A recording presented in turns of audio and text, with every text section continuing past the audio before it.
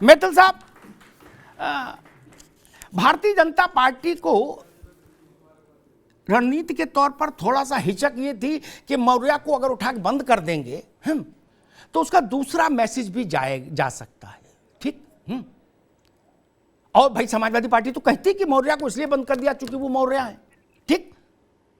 तो बाकी जो 10 लोग थे उनमें अधिकांश बंद कर दिए, लेकिन मौर्य को छोड़ दिया। और एक बात कही गई, मौर्य फरार है। मौर्य तो फरार हो नहीं सकते, जो पुलिस की अभिरक्षा सुरक्षा में रहता है फरार कैसे हो जाएगा, ठीक। तो जो भाजपा को संकोच था, वो संकोच चूंकि बागेश्वर बाबा को नहीं है, तो अब मैदान में बागेश्वर बाबा हैं। अब एक तरफ समाजवादी पार्टी, दूसरी तरफ के स्वामी प्रसाद मौर्य और दूसरी तरफ बागेश्वर बाबा। क्योंकि योगी आदित्यनाथ ने तो कल कहा, जो अखिलेश यादव ने कहा था कि हम सदन में पूछेंगे कि हम शूद्र हैं योगी आदित्यनाथ से, तो उन्होंने कहा कि भाई जिन लोगों को न शब्द की समझ है न भाव की समझ है, और उत्तर प्रदेश के विकास से जिनको उनके शब्द जो हैं वो मुद्रित कर रहा हूँ योगी आदित्यनाथ के, जो उनका वीडियो आया उसमें, उनका जिनको जलन है, चिढ़न है, कुड़न है, उनको मैं क्या जवाब दूंगा, लेकिन फिर भी अवसर आएगा, वो पूछेंगे तो मैं जवाब दूंगा। मैं समझना ही चाह रहा हूं, क्या भारतीय जनता पार्टी इस दुविधा में है कि स्वामी प्रसाद मौर्य के खिलाफ कानून को कार्रवाई करनी चाहिए या नहीं? चूंकि जिस जुर्म में बाकी 6 लोग गिरफ्तार हुए, उसी एफआईआर में स्वामी प्रसाद मौर्य का भी नाम है। मैथिल साहब। धन्यवाद अमिताभ जी। पहले तो आपको और आपके सभी दर्शकों को भारत माता की जय जी। मैंने अभी सुना, समाजवादी पार्टी के प्रवक्ता को भी सुना और आरजेडी के प्रवक्ता को भी सुना। और वो समाजवादी पार्टी की प्रवक्ता लास्ट में एक लाइन बोल रही थी कि आप गवार का शब्द अर्थ बता दो, ताड़ना का अर्थ बता दो। नहीं, वो उस पर 2 बार बहस कर चुके हैं। आपने रोड रामायण थोड़े धर्म संसद लगाई, 2 बार बहस कर चुके। आज मैं मौर्य पर बहस करूंगा, बागेश्वर बाबा पे, चंद्रशेखर पर, तेजस्वी के उसकी तरफ जा ही नहीं रहा जी, मैं उसकी तरफ नहीं जा रहा हूं, मुझे समय तो दीजिए थोड़ा सा। जी जी जी जी। आपने जो कहा अभी, माननीय योगी आदित्यनाथ जी ने जो कहा, उनका जो वक्तव्य था वो सटीक था कि इन लोगों को शब्दों की जानकारी नहीं है। अब मैं अगर निधि यादव को उनके नाम के पर्यायवाची शब्द भंडार यादव कहूं, ठीक है, या फिर इनके अलावा जो ये हमारे बैठे हैं ना सामने चित्रंजन बाबू, इनको बोलूं यदि कि भैया इनके नाम का पर्यायवाची की जगह जॉय और बहुत सारा इसमें पर्यायवाची है, वो लेके दूं नाम, या आपके नाम के अंदर जो अमिताभ जी, आपके नाम को अमिताभ अग्निहोत्री की जगह कुछ और लगा दूं आपका पर्यायवाची, तो आपके शब्दों का अर्थ बदल जाएगा। लेकिन रहेगा वो अमिताभ ही, क्योंकि पर्यायवाची है। ये चीज इनको समझ नहीं आती है, ये समझना नहीं चाहते। ये धर्म के आधार पर, ये जो जाति के आधार पर अपनी रोटियां पकाने की जो आदत है इनकी, वो ये पका रहे हैं।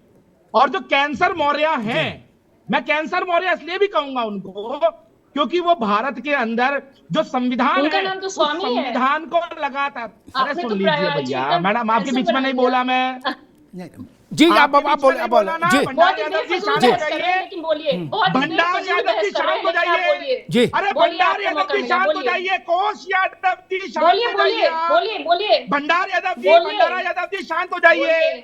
मैं कह रहा हूँ भंडारा यादव जी शांत हो जाइए, भंडारा यादव जी शांत हो जाइए, भंडार यादव जी शांत हो जाइए, भंडार यादव जी शांत हो जाइए, प्लीज भंडार यादव जी शांत हो जाइए। यहाँ भंडार मत दिखाइए, कोश यादव जी शांत हो जाइए, अरे भंडार यादव जी शांत हो जाइए, बोलने दीजिए मुझको। अरे भैया यहाँ तो गोलियां मत चलवाइए, अरे शांत हो जाइए। केवल मशहूर प्रकाश मैथिल की आवाज। देखिए अमिताभ जी, ये तो कोई बात नहीं है, मैं केवल आपकी आवाज जा रही है अभी। मैथिल जी अभी आपकी आवाज जा रही है, केवल आप बोलिए। ये भंडार यादव जी मुझे बोलने नहीं। अरे भाई आप छोड़ो उनकी बात, आप अपनी बात कहो। जी जी। देखिए अमिताभ जी, स्वामी प्रसाद मौर्य जी ने जिस प्रकार से रामायण जी का अपमान किया, उनके कार्यकर्ताओं ने जिस प्रकार से जलाया, उसके बाद समाजवादी पार्टी ने उनको पदोन्नत करके महासचिव बना दिया और आज की डेट में वो फरार हैं। आपने कहा पुलिस अभिरक्षा के अंदर वो है, तो वो फरार कैसे है? तो मैं आपको बता देता हूं, क्या पता वो अपने सुरक्षा कर्मियों का चकमा देके गायब हो गए, जैसे अनुराग भदौरिया इनके थे, एक और भगोड़ा प्रवक्ता इनके थे, वो भाग गए, गायब हो गए, किस खो में घुस गए, यही नहीं पता। नहीं, स्वामी मौर्य और भदौरिया मंत्र है समाजवादी पार्टी आपको बहुत अच्छा है, कम से कम आशा ये समाजवादी पार्टी इससे तो आप खुश होंगे ना, केवल अभी मैथिल जी की आवाज। जी जी जी मैथिल जी बोलो भैया, कंक्लूड करो फिर मुझे मुफ्ती साहब के पास जाना है। जी शांत हो जाइए भंडारी यादव जी। हाँ जी, तो मैं ये कहना चाहता हूं कि ये समाजवादी पार्टी के डीएनए में है। पहले भी एक बार मुलायम सिंह जी ने राम भक्तों पे गोलियां चलवाई थी और ये लोग ठोक के बोलते थे कि हमारी दोबारा सरकार आएगी तो हम दोबारा ये काम करेंगे। ये एम बाई फैक्टर पे चलते थे, मुस्लिम और यादव के फैक्टर पे। अब इनको ये पता चल गया है कि जो दलित समाज है हमारा इस देश के अंदर, उसका जिस प्रकार से स्वांगीण विकास माननीय प्रधानमंत्री जी के नेतृत्व में हो रहा है, और इन्होंने पहले भी कोशिश की थी, बुआ बबुआ ने जोड़ी बनाकर कि भैया हम चुनाव जीत लेंगे, वहां इन्होंने मुंह की खाई। दो लड़कों ने साइकिल पे बैठ के रेस लगाई और फिर उनकी साइकिल पंचर हो गई थी। ठीक है मैथिल साहब, ठीक है, दोबारा में आते हैं, दोबारा में सारी बातें के बारे में कैसे कि दोबारा में आते हैं। संविधान के अंदर ठीक है, शूद्र शब्द ही नहीं है। ठीक है, ये किस आधार पर शूद्र बोल रहे हैं? ठीक है, उनकी मर्जी, पूछिए ना, आप मुकदमा करा दो, उनकी मर्जी भाई, बोलने की सबको आजादी। खैर अभी रोकिए, मैं मुफ्ती नदीमुद्दीन साहब के पास चलूं, सबको रोकिए, मैं मुफ्ती साहब के पास चलूं। मुफ्ती साहब, एक बिल्कुल अलग मिजाज का सवाल है। राजनीतिक पार्टियों, जो मैं शुरुआत में निधि को कह रहा था, राजनीतिक सब पार्टियों के लिए कह रहा हूं, राजनीतिक पार्टियां कागज पर जब तकमीना लगाती हैं ना, तो ऐसे ही लगाती हैं, उसी आधार पर टिकट बांटती हैं, उसी आधार पर पार्टी में पद देती हैं, ठीक, और उसी आधार पर रणनीति बनाती, उसी आधार पर चुनाव लड़ती हैं, ठीक, कि भाई इतना सवर्ण आ जाएगा, इतना ओबीसी आ जाएगा, इतना दलित आ जाएगा, इतना मुसलमान आ जाएगा, मामला ऐसा बन जाएगा, या मुसलमान नहीं आएगा तो कहां जाएगा, ठीक। ये बड़ा कड़वा सच है। लेकिन निधि जैसे जो लोग अभी मान लीजिए शुरुआत कर रहे हैं राजनीतिक जीवन की, वो ठीक है, संविधान की बात उन्होंने कही, संविधान सबके सिर माते, लेकिन व्यवहारिकता हमको मालूम है। मैं एक बात कहता हूं, लोकसभा और विधानसभा के चुनाव में जब ये पहली बार भाजपा योगी आए, उस चुनाव के बाद समाजवादी पार्टी के सबसे बड़े चेहरों में से एक के साथ में बैठा, कितना 2.5 घंटे पूरी समीक्षा कि भाई क्या मसला रहा, कैसा रहा, क्या तो मालूम क्या समीक्षा, संविधान नहीं निकलता, न भाजपा में, न सपा में, न बसपा में, न कांग्रेस में, ये सब बातें तो छोड़ दीजिए।